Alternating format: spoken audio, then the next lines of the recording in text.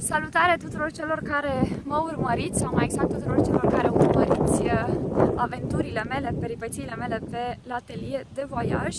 Am absentat o vreme, mai exact de la călătoria din Bali, dar așa cum am spus și pe blog, am fost angrenați într-o relocare relativ obositoare, care a presupus un consum de energie și care nu mi-a mai lăsat foarte mult timp pentru a împărtăși cu voi din călătoriile mele. Au mai existat ceva călătorii în aceste ultime 2 luni, în care nu prea ați mai auzit de mine, dar le-am arhivat și cu siguranță o să le scot ușor de la naftalină și le voi împărtăși și cu voi, așa cum v-am obișnuit. Astăzi vă salut de pe valea râului Moselle, care se află aici în spatele meu. Sunt în Germania, am ajuns aseară la Traben-Trarbach, pe valea Moselei. Ne-am luat un, așa zis, weekend prelungit, motivați cumva și de aniversarea celor 4 ani de căsătorie, dar, cum spuneam, nu asta e partea importantă. Partea importantă e că valea Moselei este absolut senzațională, chiar nu mă așteptam să fie atât de frumos. Ieri am plecat din Frankfurt și am urmat cursul Rinului până la Coblența și de acolo mai departe am venit pe valea Moselei până la Traben-Trarbach. Cu siguranță, dacă nu e una dintre cele mai pitorești regiuni ale Germaniei, e una dintre cele mai vizitate. A fost foarte greu să găsim o cazare, așa că dacă vă bate gândul să veniți pe aici, vă recomand călduros să începeți planificările din timp, mai ales vara și, aș îndrăzni să spun, și toamna, când e vremea recoltatului strugurilor.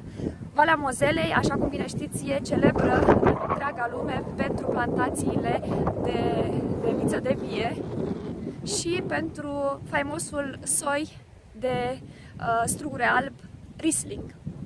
Orășelul pe care îl vedeți aici în spatele meu se numește Bernkastel, iar de dimineață ne-am pornit din Traben-Trarbach și am mers preț de 15 km, 16, 17, nu știu exact câți să fi fost, îmi vă spune mai târziu ele cu partea tehnologică, cu GPS-ul.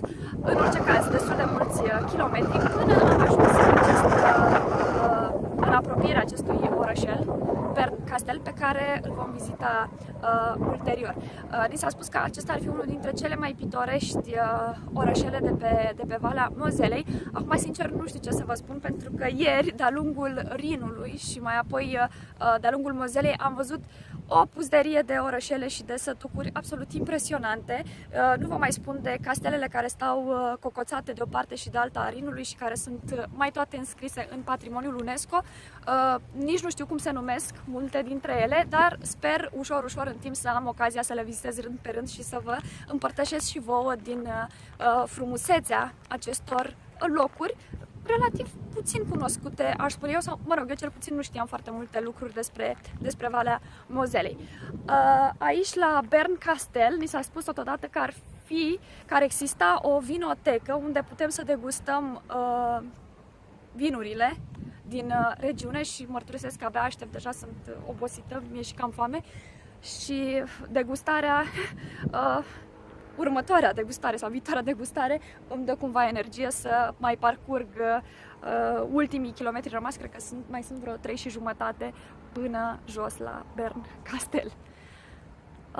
Ia uitați ce splendoare! Am trecut astăzi prin păduri de conifere, prin păduri de foioase, un traseu extraordinar de frumos și nu vă mai spun de frumusețea acestor podgori terasate care urcă pe versanți foarte abrupți și care au fost o încântare pentru ochi și cu siguranță puțin mai târziu vor fi o încântare și pentru papilele mele gustative. Bun, cam atât voiam să vă spun. Poate revin mai târziu de la Bernkastel și cu informații despre Vinotec, chiar așa se numește. Până atunci, vă mulțumesc iarăși că mă urmăriți și vă salut cu mare drag și vă pup din Germania, de pe valea Moselei. Să aveți o zi minunată și un weekend la fel de frumos. La revedere!